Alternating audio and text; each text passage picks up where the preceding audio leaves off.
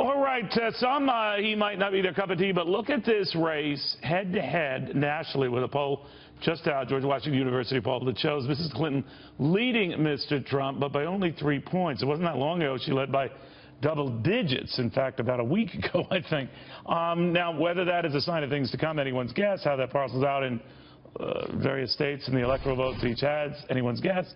But it comes at a time where the wind is certainly at Donald Trump's back, and he continues doing what Donald Trump does best, ripping his opponents. Is that going to continue to work? Melissa Francis here, Gary Kaltbaum here. Melissa, some of these latest raps talking about John Kasich's eating habits. It is a way to go beyond just saying like lion's head or any of that. What do you think of that? Well, I think that's what we were all thinking when we were watching John Kasich. I mean, we all commented on it this morning as people around him, he's shoving the eggs in. I thought it was funny because personally it's not safe to get between me and my breakfast, so I can relate to that. But he's pointing out, you know, the obvious. Everybody who's watching, he's like, that's disgusting. Who else would say that? Only Trump. And I'm wondering, obviously having said this sort of stuff, having said the lion's head stuff, it is his signature sort of modus operandi, right, Gary? I mean, if he were to dial it back, as some of his new hires have been telling him to do, he'd be helping and hurting himself. What do you see? I think he's yelling at his new hires, hey, look at my numbers.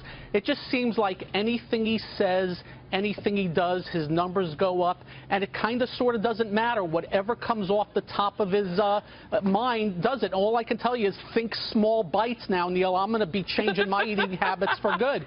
Apparently you have to chew your food before you eat. I never knew. Bingo. All right, let's talk about the collusion thing. And I was looking up the Webster definition of collusion. Is that it's a secret agreement, especially for fraudulent or treacherous purposes, a conspiracy. Say what you will about this deal between Kasich and Cruz. It's pretty much out in the open. It is, and a couple of people have made the point today that normally this goes on behind the scenes and we just wouldn't know about it. And here they've actually put it out in the open. I mean, Trump said that it really belies their desperation. I think in a lot of senses it does look like that to the general public, that they're kind of playing keep-away ball, trying to throw it over his head back and forth between these different states.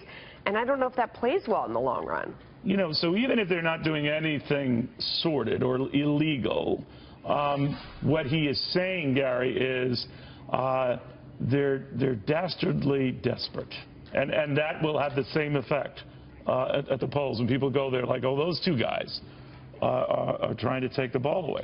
To Melissa's point. The happiest person in the room is Donald Trump right now for what Kasich and Cruz did. They're making his point, whether it's right or wrong, whether it's legal or illegal. He's been railing for the last few weeks about how the election's being run, that each vote doesn't count. Now you have two people doing the pro wrestling tag team to go after him. Look, this is an act of desperation. We're getting down to the wire. There's a big one tomorrow, and it looks like the poll numbers are way in Donald Trump's favor, and they have no choice. They have to do something different, and they came up with this, and I don't think it matters one bit right now. Well, so when you talk to Republicans who are worried that he's going to lead them to big defeat, and then you see a poll like this that shows the race could be competitive nationally between these two. Well, I mean, also, voters don't care about down-ballot candidates. You know, I mean, they're looking at the top. They're looking at what they're really voting for. They're not thinking in those terms. And even when I see these national polls like this one, it doesn't mean a lot right now. I mean, the national election's a long time from now when those two candidates really turn their guns on each other. Of course, it's not a national race. It's an electorate state by state. So those kind of, you know, polls never really mean that much to me. But what they are saying is taking away a key argument by Cruz and Kasich that he's unelectable. He can't win. He would go down to defeat in a landslide. And I agree with what Melissa's saying, Harry, that one poll does not really give you that in a snapshot this months ahead. But it does remind you that maybe they're wrong. Neil, at election time, it is about momentum and it's about passion. And if you remember Barack Obama, the passion was palpable. And if that happens for Donald Trump, he's got a very good chance of being the next president. And all we know right now is the people that do love him and do follow him, look at the passion on a daily basis, what we're seeing. While I'm sitting here just in Orlando, Florida, there are signs all around houses for him. I don't see any for Hillary. I don't see any for Kasich, any for Cruz. All right, guys, we shall see. In the meantime, I'm going to have my finger sandwiches behind closed doors. All right, well, small bites. Yeah, very tiny bites.